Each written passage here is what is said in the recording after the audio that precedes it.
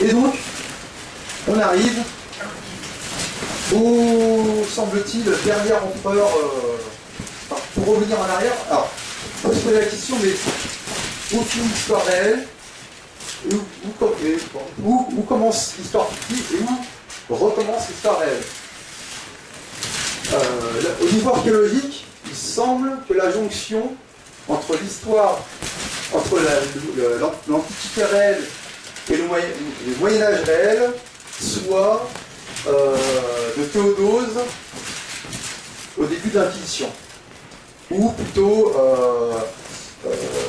du romain au roman tardif, au niveau archéologique. C'est-à-dire que le Moyen-Âge réel semble commencer surtout avec l'avènement du gothique, au niveau architectural. On sait que l'empereur Théodose est le premier qui a persécuté les païens. Et il faudra attendre plus de 1000 ans après, peut-être un petit peu moins dans les 900 ans après, pour qu'il y ait de nouveau une réelle institution de perquisition des païens. Mais entre les deux, vous attend un petit épisode de Charlemagne qui va couper les mains des Saxons au Danemark. Il n'y a pas de persécution des païens, comme si le paganisme n'avait plus vraiment existé pendant près de 10 siècles. Alors on peut se poser la question aussi, pourquoi la chasse aux sorcières n'a réellement commencé qu'au XIVe siècle. En l'occurrence, le premier procès de sorcellerie avec des documentés, clairement documentés, s'est déroulé pas loin d'ici, donc à Carcassonne, où les sorcières étaient accusées non pas de vénérer le diable, mais de vénérer Diane, donc Artémis. On peut se poser la question, mais comment un culte païen a-t-il pu survivre jusqu'au XIVe siècle? Et donc cette persécution du culte de la déesse mère a continué notamment au Pays Basque jusqu'au XVIIe siècle, où certains villages, donc le fameux village de Zugarramurdi, vénéraient encore la déesse mère au XVIIe siècle et vivaient encore en patriarcat au XVIIe siècle. Et donc c'est pour ça qu'il y a eu une grande campagne de l'Inquisition pour les faire griller sur le bûcher. Donc là c'est l'image d'un film qui s'appelle Les sorcières de Zugarramurdi, un film espagnol humoristique qui évoque la chose. Alors,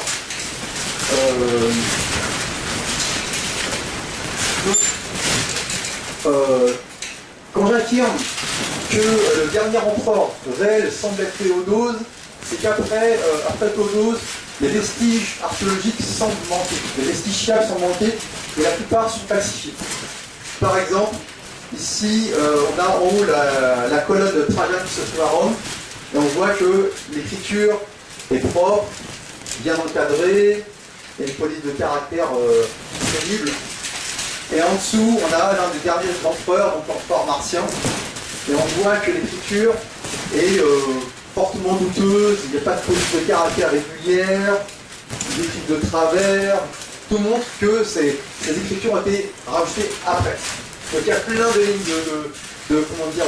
d'éléments archéologiques de la sorte qui montrent que beaucoup de vestiges de l'Antiquité tardive, de vestiges de paléochrétiens ont été falsifiés.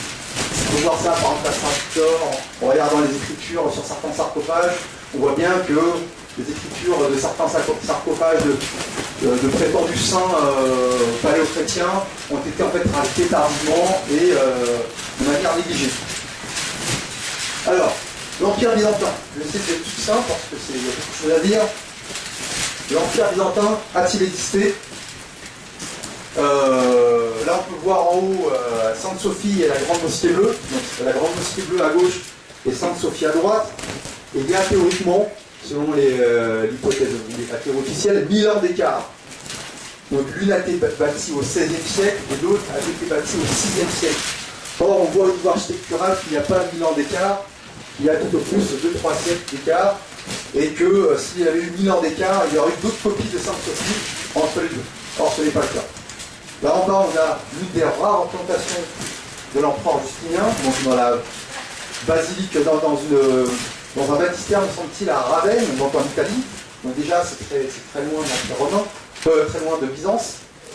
Et on nous apprend encore une fois que ces mosaïques ont été refaites à la Renaissance. Elles se dégradaient, elles ont été soi-disant refaites. Donc les mosaïques originales, il n'en reste rien. Il semble encore une fois qu'il s'agisse d'une falsification et d'un personnage de bande dessinée. Alors pour expliquer l'absence de vestiges avant le XIIe siècle de l'Empire byzantin, on nous explique qu'il y a eu la période iconoclaste. Donc il y a eu des dissensions politiques et religieuses dans l'Empire byzantin et on a décidé d'effacer toutes les représentations des époques antérieures. Vous ne verrez rien, des époques où vous verrez très peu de représentations byzantines antérieures, on va dire pour être honnête, antérieures au XIe siècle. Parce que soi-disant on aurait tout effacé.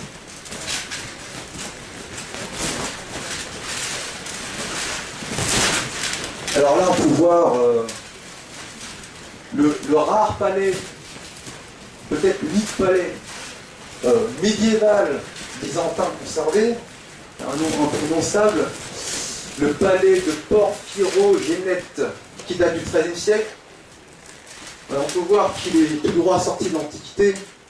Il y a à peine de différence avec l'Antiquité romaine. Là, il s'agit d'une peinture dans un monastère, une peinture du XIVe siècle, et vous verrez que l'équipement militaire byzantin, jusqu'au XVe siècle, n'a pas bougé depuis l'Antiquité, a à peine évolué depuis l'Antiquité romaine.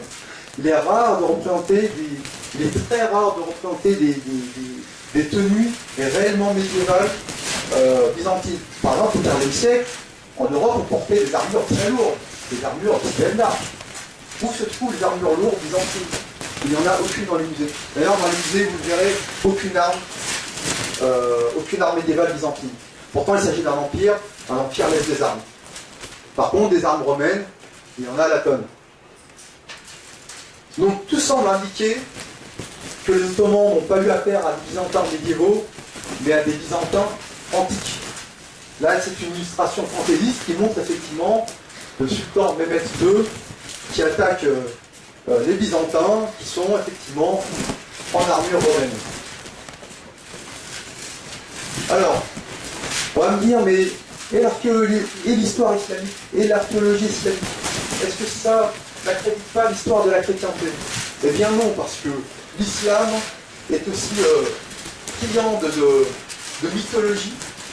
Déjà, vous pouvez constater qu'à la Mecque et Médine, il n'y a pas un seul vestige archéologique. Sous du sable, il n'y a rien d'autre que du sable et du pétrole. Alors que la Mecque et Médine sont censées avoir été des villes antiques fortifiées, avec une histoire multimillénaire, il n'y a rien. Là, ici, on voit la grande mosquée de Damas, en Syrie, qui aurait été bâtie à la place d'un palais, d'un temple de Jupiter, et à la place d'une basilique, qui aurait été rasée, donc il ne resterait rien.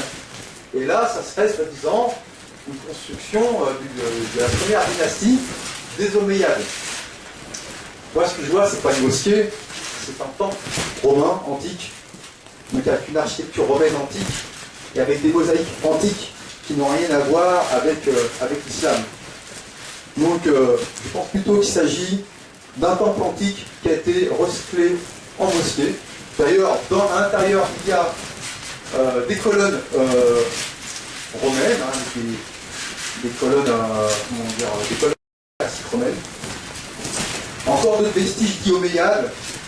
Donc là, à gauche, on voit une sculpture dite islamique omeyyade, où l'on voit un couple en train de forniquer. Je trouve que ça passerait aujourd'hui en Arabie Saoudite. Et à droite, le plus vieux vestige omeyyade, le palais dit de Koussaïr Amra en Jordanie, où l'on voit des femmes nues et des orgies de vin et de femmes, ce qui est tout à fait islamique, comme on le sait. Alors, comment a-t-on pu réécrire l'histoire? Comment le peuple n'a pas pu voir que d'un seul coup on rajoute 800 ans? Il y a de nombreuses preuves scientifiques et historiques qu'à la fin de l'Empire romain, il y a eu une grande catastrophe planétaire. Donc on ne sait pas exactement à quoi c'est dû. Peut-être un bout de comète qui s'est craché sur Terre. Peut-être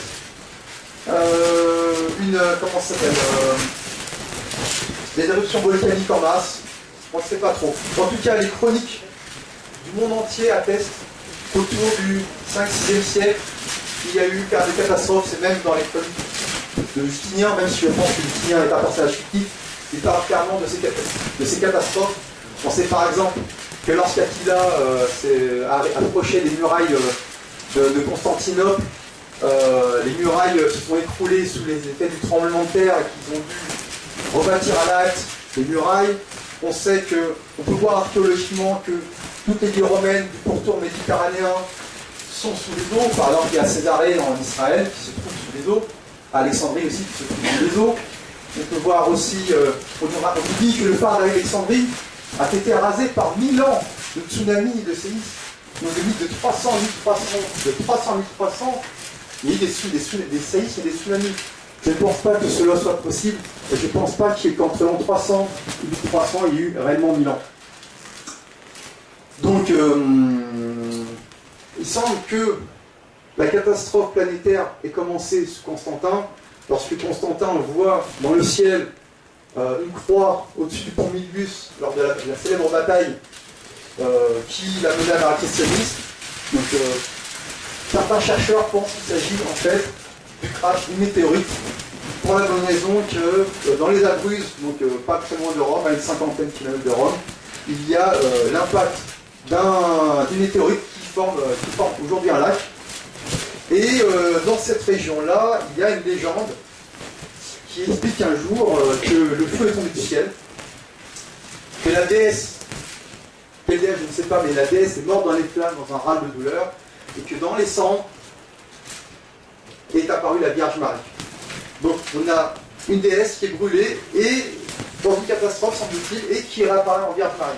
Et c'est ce que je pense qui s'est passé, c'est-à-dire qu'on est passé d'un empire romain vénérant Isis, donc je vais démontrer que le vrai christianisme gallo-romain n'était pas dédié à Jésus-Christ, mais au culte d'Isis et d'Osiris. Donc le vrai christianisme originel est égyptien et matriarcal, et qu'après la grande catastrophe, on est passé à un judéo-christianisme qui est concrètement apparu au XIIe siècle. Donc là, c'est le fameux phare d'Alexandrie.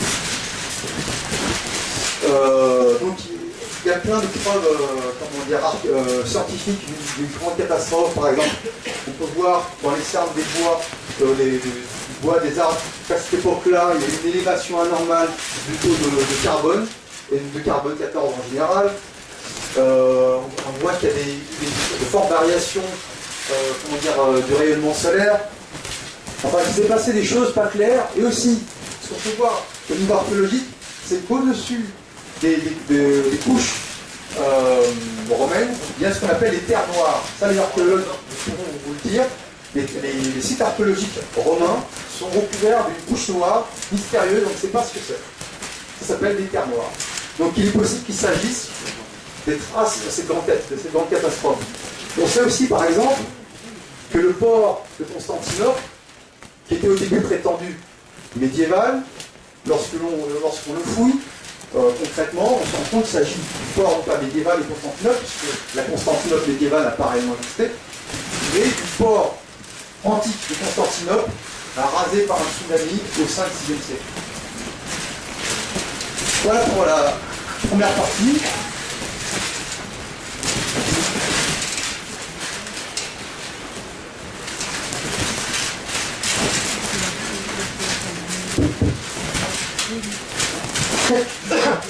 Tu veux faire la pause maintenant ou un peu après? Ah non.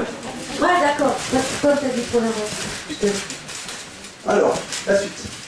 Le mystère des églises romanes. Alors,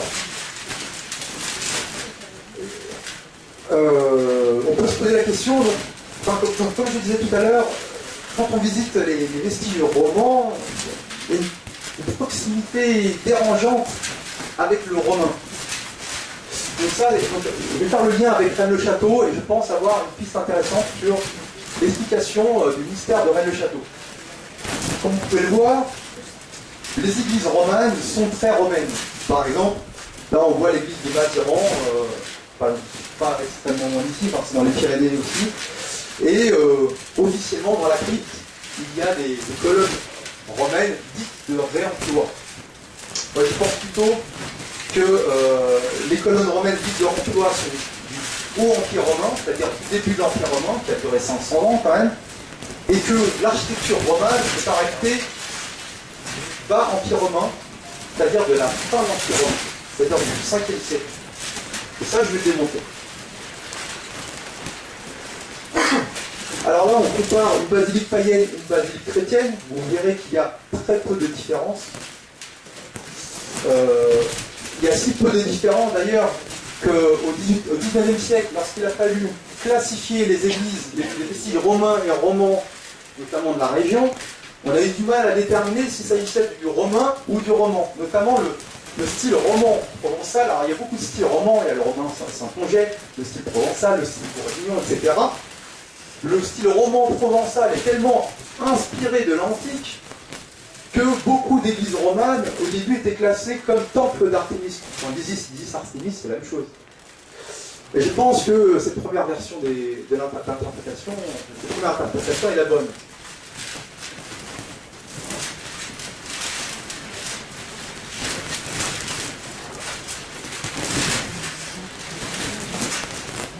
Alors, comment définir le roman? Si vous regardez dans une encyclopédie, par exemple dans Wikipédia, la définition du roman est extrêmement floue.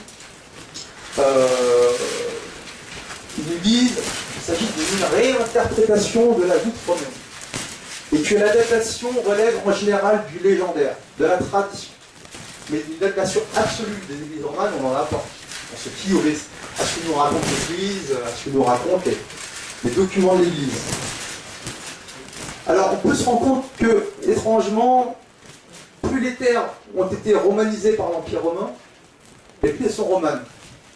Par exemple, vous verrez la Saintonge, la Provence, la Bourgogne sont des terres extrêmement colonisées par l'Empire romain. Il y a toujours des grandes villes romaines.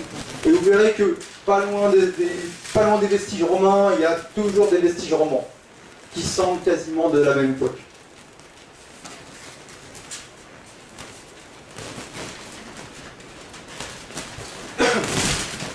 Alors, surtout que dans ces églises dites romanes, on trouve des choses pas très romanes, des choses pas très chrétiennes. Par exemple, on voit en haut à gauche le fameux soleil noir que l'on retrouve dans les tombes dites mérovingiennes, qui est un symbole païen. Et là, il s'agit d'une église. Alors, je peux vous donner les noms de toutes les églises, mais là, je ne peux pas détailler, j'ai pas beaucoup de temps. Donc, un soleil noir qu'on a retrouvé dans une église templière.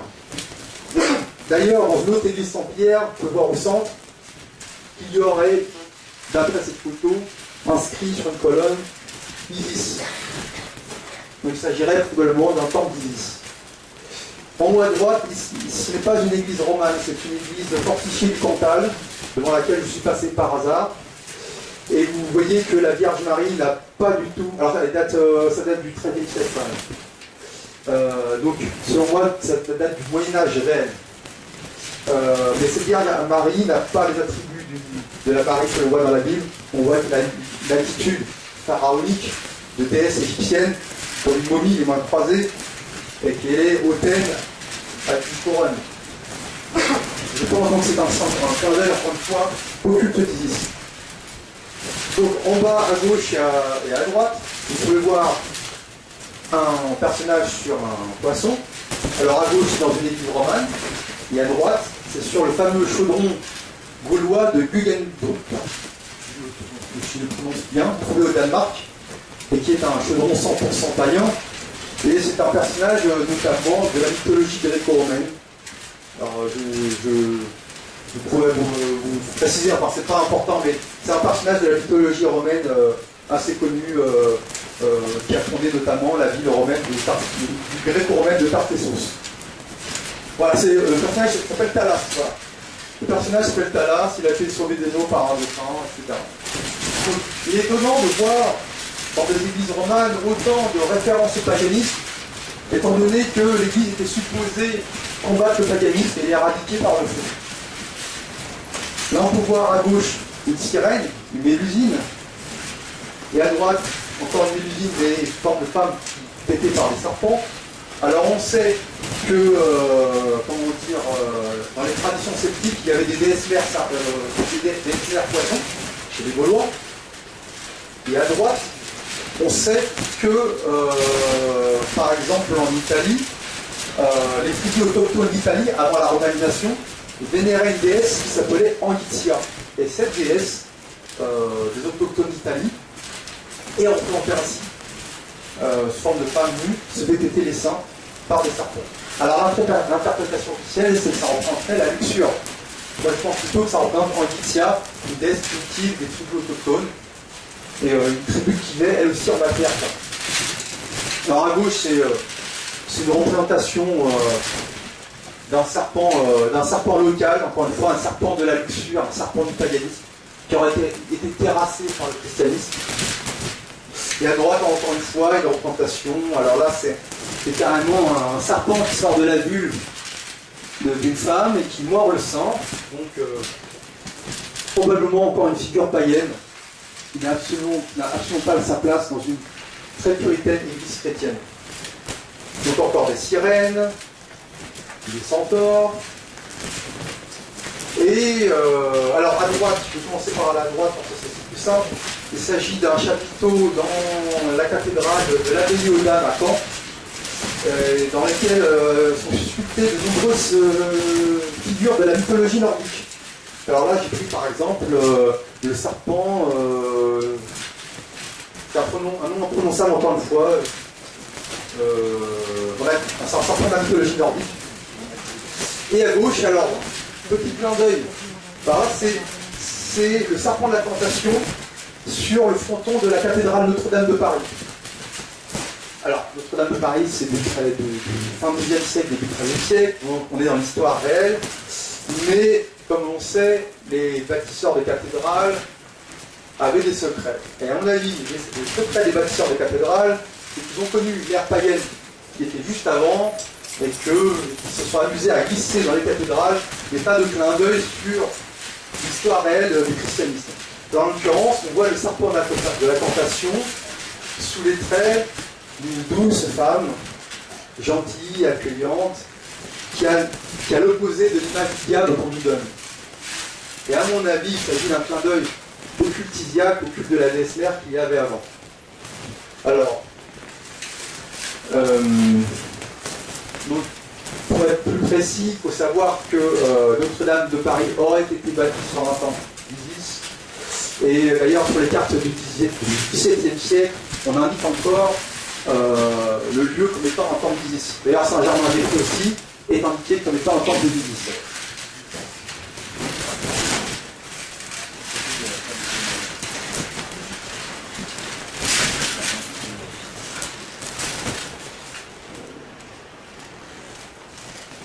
Alors, de quoi s'agit-il?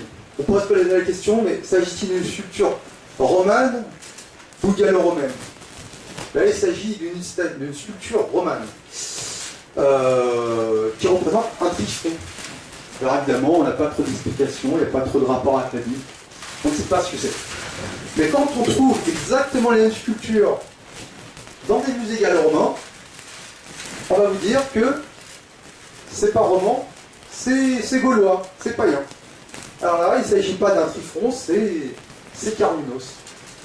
C'est Carminos, alors il y a des fois des emplacements pour les cornes, mais on verra que le symbole du Baphomet, l'un des symboles ésotériques du Baphomet, c'est le trifron aussi. Donc il y a tout lieu de croire qu'en réalité, les trifrons que l'on trouve dans les églises romanes sont en réalité des représentations de Carminos, alias le Baphomet, et que les Templiers vénéraient en réalité le Baphomet. On va expliquer pourquoi. Là, c'est une église romane dans le sud, l'église de Ganagogie. Vous verrez que derrière la tête du prétendu Jésus, il y a la rune Algise. C'est une rune germanique, la rune de la vie, qui n'est pas très chrétienne non plus, qui a été reprise sur les chasubles des curés. Vous verrez aussi sur le dos des curés l'oiseau du Saint-Esprit, on verra que c'est un symbole d'Isis. Là, on voit dans une église en Allemagne un Christ crucifié encore une fois sur une rune Algise. D'ailleurs, comme Odin a été crucifié aussi sur un arbre et en une d'Albi. Alors, Saint-Cernin de Toulouse.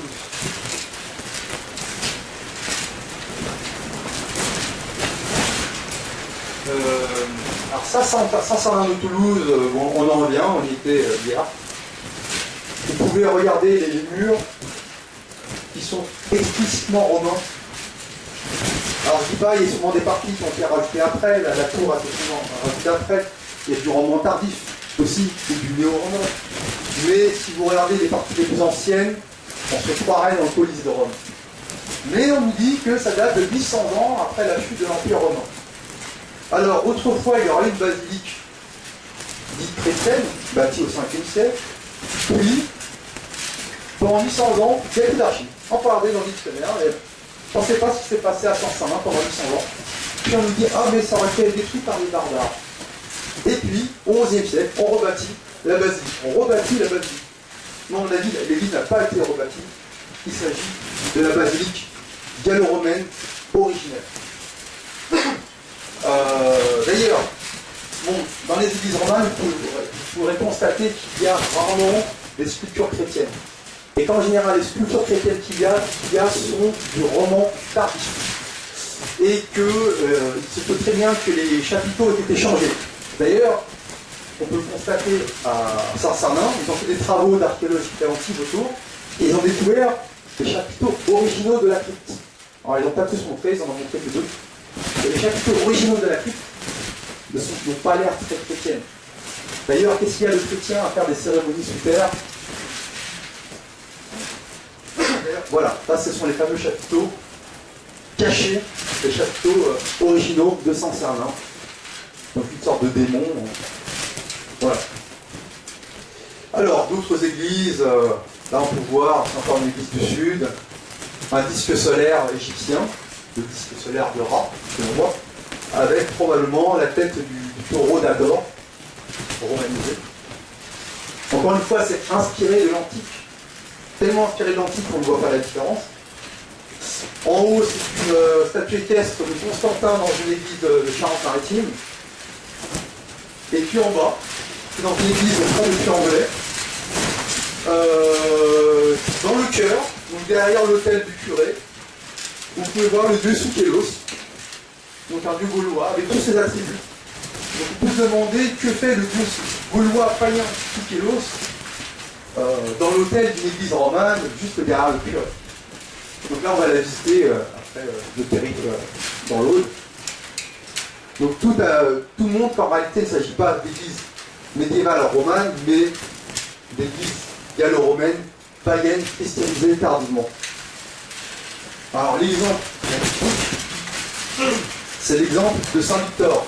Alors je vais faire une petite parenthèse, parce que pour ceux qui ont visité le baptistère de Poitiers, c'est à peu près la même chose. Le baptistère de Poitiers est à la fois romain et roman. On ne voit pas, il n'y a pas de trace du prétendu mérovingien, comme si le roman succédait au romain.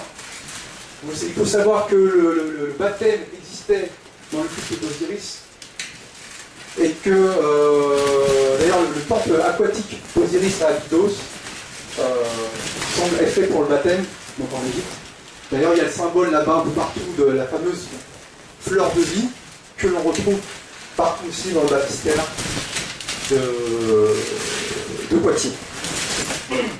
Alors, bon, j'ai pas pu mettre des photos dedans, mais vous pouvez visiter aussi la basilique Notre-Dame de Poitiers, romane, soi-disant bâtie sur un temple gallo-romain, alors qu'en réalité il est bâti dans un temple gallo-romain. Il suffit de voir le cœur est gallo-romain, et au milieu il y a une vierge stylée romane, en fait elle date du 16e siècle, mais elle a la date d'une vierge romane qui est en réalité évidemment Isis.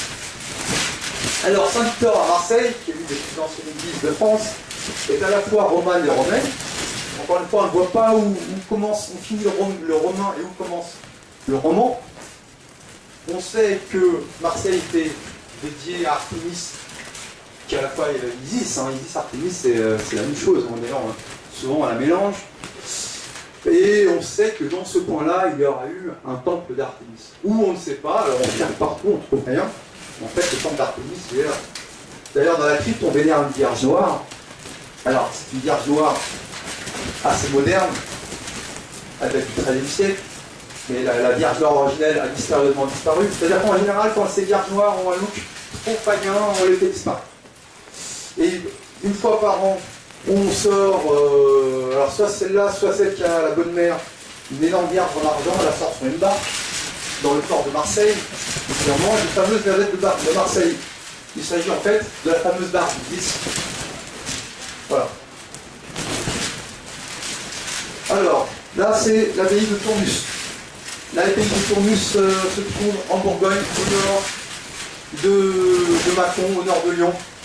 Et il s'agit de l'emplacement d'une caserne militaire romaine pour contrôler l'entrée du fleuve vers Lyon. Et au fond de cette église romane se trouve, dans la nef, se trouvent des mosaïques à l'antique, des mosaïques à la romaine. Alors ils disent, ah mais ils ont voulu restaurer les styles antiques au XIe siècle. Moi je pense que ce sont antiques tout court. Alors, là c'est dans la crypte de Notre-Dame de Tournus. Non, c'est pas Notre-Dame de Tournus, c'est un autre nom, bref. Dans la crypte de Tournus, encore une fois, pourquoi faire des cryptes souterrains? Cela rappelle plutôt les mystères antiques, les cryptes à mystères, où on s'enfermait pendant plusieurs jours pour être en contact avec la divinité. Et on voit que dans l'hôtel souterrain, au plein milieu de l'hôtel, il y a un puits avec de l'eau. Et ce genre de puits se trouve dans quasiment toutes les églises romanes. Vous pouvez aller à Chartres, la crypte romane de Chartres est romane, et il faut aussi un puits qui est réputé être druidique. Quel rapport avec le christianisme? C'est de faire des cultes dans des puits souterrains. Je pense qu'effectivement il s'agit d'un puits gallo-romain druidique. Alors à gauche, il y a Notre-Dame de Tournus, qui est encore une fois en tenue romaine, sur un trône, avec un enfant empereur, et sur l'une des colonnes comment ça s'appelle, de l'abbaye, se trouve une écriture mystérieuse qui a été décodée par un historien hérétique, on va dire, nommé Émile Mouret, qui prétend l'avoir décodé. Alors je trouve que son décodage est plutôt rationnel. Il y aurait écrit: moi, Gerlandus, évêque de Tournus, dédie cette abbaye à Isis. Alors on peut voir au centre encore une vierge romane avec un trou sur la tête, probablement qui avait des attributs païens, probablement les cornes d'Isis, qu'on a retiré parce que c'était un peu trop visible. Il ne fallait pas que les peuples réfléchissent. Et on peut voir encore une fois que l'enfant Jésus est en toge impériale romaine. À droite, c'est Notre-Dame de Maia, c'est vers le massif central. Et on peut voir l'enfant empereur qui a une roue sur la tête. Bizarrement, cette roue a disparu aujourd'hui parce qu'elle est un peu gênante. Et il semble qu'il y ait eu une assimilation entre l'enfant empereur et Taranis, le dieu de l'eau.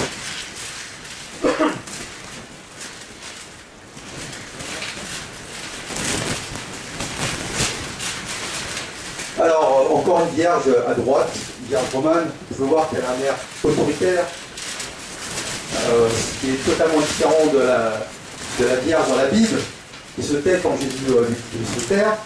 Là, on voit une vierge d'autorité, une vierge de pouvoir, qui tient encore sur ses joues l'enfant empereur, qui s'en tenir non pas la Bible, mais probablement les tables de la loi de l'Empire romain. Là, c'est la grande verrière de Chartres. Alors, Chartres qui est du XIIIe siècle, enfin qui est du Moyen-Âge réel, mais on voit encore la Vierge dans des attributs non chrétiens, donc une reine du ciel, surmontée de l'oiseau du Saint-Esprit, donc on verra qu'il s'agit d'Isis, et sur ses genoux, l'enfant Jésus, en toge impériale romaine, rouge. Et à droite, une illustration du XIXe siècle d'un enfant empereur romain. Donc là, à droite, ce n'est pas Jésus, c'est un enfant empereur romain qui a toutes les apparences du prétendu Jésus-Christ des églises romanes. Alors, l'hypothèse, je pense que ce n'est pas une hypothèse, je vais vous apporter la preuve, c'est qu'il s'agit en fait d'effigies du culte impérial lorsque L'Empire romain s'est égyptianisé lorsque le culte d'Isis s'est répandu à travers l'Empire romain au IIe siècle.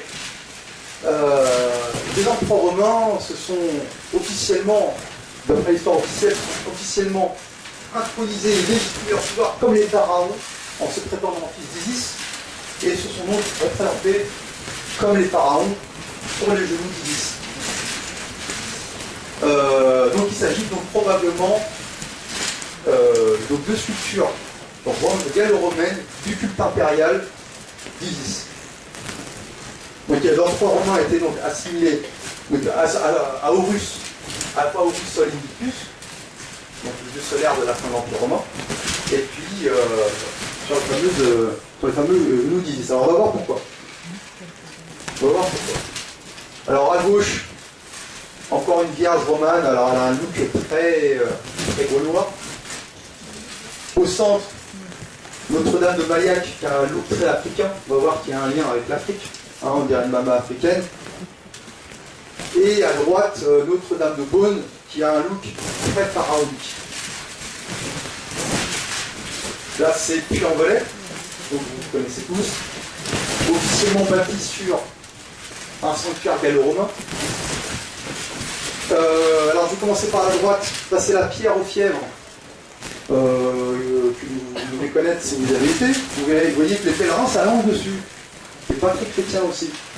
Alors la légende dit que Sainte Geneviève ou Sainte je ne sais plus quoi avait de la fièvre et qu'elle s'est allongée sur un dolmen. Et que là, la Vierge Marie lui est apparue. Ah oui, elle s'est allongée sur un dolmen parce qu'elle était très malade et que ce dolmen avait des vertus de guérison. Et donc la Vierge, on ne sait pas quelle Vierge, c'est Isis ou Marie, lui est apparue et lui a ordonné de bâtir le sanctuaire. Alors un cerf est apparu. Alors il neigeait.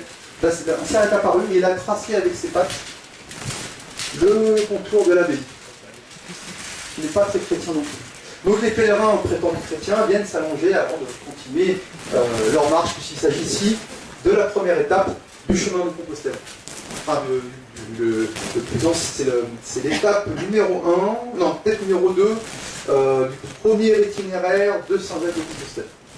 Donc à gauche, vous voyez la fameuse statue de Puy-en-Velay. Alors c'est pas l'original, l'original a été détruite par les révolutionnaires à la Révolution. Ils l'ont détruite en criant à balle égyptienne. Et donc elle est réputée avoir été rapportée des croisades par Saint-Louis, et qu'il s'agit d'une statue d'Isis christianisée. Alors c'est la même chose aussi à Saint-Germain-des-Prés. Il y a eu jusqu'au XVIIe siècle une statue d'Isis christianisée, une vierge noire. Elle est officiellement une statue ecclésiaque, mais par ailleurs on nous raconte qu'elle a été ramenée des croisades. Alors que l'on sait qu'à la place de Saint-Germain-des-Prés, donc à Paris, il y aurait eu un temple d'Isis où les Mérovingiens, avant de se christianiser, auraient vénéré Isis. Or, il a publié de croire que la Vierge Noire de Saint-Germain-des-Prés ne vient pas des croisades, mais qu'en fait il s'agit de la statue d'Isis originelle qu'il y avait à cet endroit-là, et que l'église romane de Saint-Germain-des-Prés est en fait le temple originel gallo-romain d'Isis, qui n'a pas bougé, quoi, qui a été légèrement modifié à travers le temps. Voilà, donc vous voyez qu'elle n'a pas un look très chrétien, elle a un casque assez barbare, je dirais, et là sur la tête, encore l'oiseau du Saint-Esprit. Alors, la preuve de ce que je dis, en me baladant parmi les églises romanes de Saint-Onge, donc en Charente-Maritime, donc la Charente-Maritime autour de Saintes, je suis tombé par hasard donc, dans la ville de Pons, si vous voulez, qui est aussi une étape de Compostelle, encore une fois. Patrimoine mondial de l'humanité, classé par l'UNESCO. Et donc je vais dans la modeste église de Saint-Lucien de Pons, et qu'est-ce que je vois à l'entrée, sur le panneau touristique? Le service touristique avoue que leur Vierge Noire est en réalité païenne et gallo-romaine, et qu'il s'agit bien d'une déesse mère. Alors actuellement, la statue de droite n'est pas l'original. L'original a été détruite à la Révolution. C'est une copie, enfin une reproduction d'après-gravure. Mais au moins ici, son être le reconnaissent que leur Vierge Noire est païenne et gallo-romaine, qu'il s'agit d'une déesse mère. Mais en réalité, ce n'est pas seulement la Vierge romane qui est païenne et gallo-romaine. En fait, toute l'église et toutes les églises romanes et toutes les vierges romanes. Évidemment, cette statue avait été retrouvée dans le jardin d'un monastère enfant. Elle avait été enterrée par les moines pour pas qu'on la retrouve. Voilà, alors là, c'était un petit peu des symboles isiaques autour de la Vierge Marie. La Vierge Marie se retrouve dans le ciel, je ne sais pas pourquoi, sur un croissant de lune, entourée d'étoiles, au rayonnant de lumière. Bon, elle a toutes les attributs d'une déesse. Et